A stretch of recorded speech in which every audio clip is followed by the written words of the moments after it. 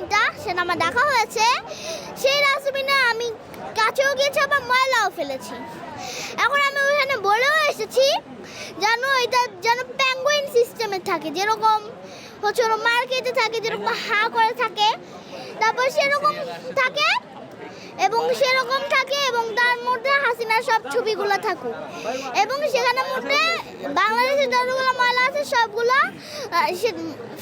ফেলে দেওয়া হোক। এরকম মনে হবে যে বাংলাদেশের সব আবর্জনা খাওয়ার জন্য হাসিনা হা করে আছে, যেরকম আগে টাকা খাওয়ার জন্য হা করে থাকতো। এখন আমি অনুরোধ করছি যেহেতু এখানে এখন আগে তো এত বেশি ছিল না, এখন বেশি বেড়েছে বলে আমি এখন সবার কাছে অনুরোধ করছি যেন হাসিনা ডাস্টবিনটা একটু পেঙ্গুইন করা হয়। আমার অনেক ভালো লাগছে, আমি এখানে আসতে পেরেছি এবং বই গিফটও পেয়েছি। কিন্তু আমার এখানে এখনো পর্যন্ত বই কিনা হয়নি। আমি আগেও 2বার এসেছি, 2বার বই দেখা হয়েছে এবং সেটা গিফটও পাওয়া হয়েছে। আজকে কিছু পাওয়া হয়নি ঠিকই, কিন্তু গিফটটা পাওয়া হয়েছে আজকে।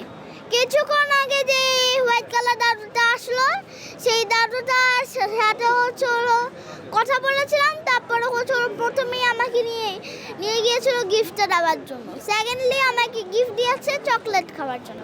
বলেছে যে চকলেট আনতে পারিনি বলে চকলেটের টাকা দিয়ে দিয়েছে। এই কিছুক্ষণ আগে যে দাদুটা আসলো, তারপরে কত ভিড় হলো, সেই দাদু ওইটা হচ্ছিল হোয়াইট কালার দাদু, কারণ আমি নামই জানি না, এই জন্য আমি তাকে বলি হোয়াইট কালার।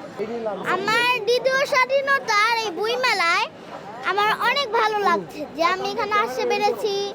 তারপর আবার দেশটা নতুন করে স্বাধীন হয়েছে। এখন আমি চাচ্ছি দেশটা গড়ে উঠুক, লোভ, হিংসা, ঘৃণা, অহংকার, দুর্নীতি মুক্ত সুন্দর একটা বাংলাদেশ চাই এবং হচ্ছে কোরআনের রীতিনীতি অনুসারে এই দেশটা চলুক।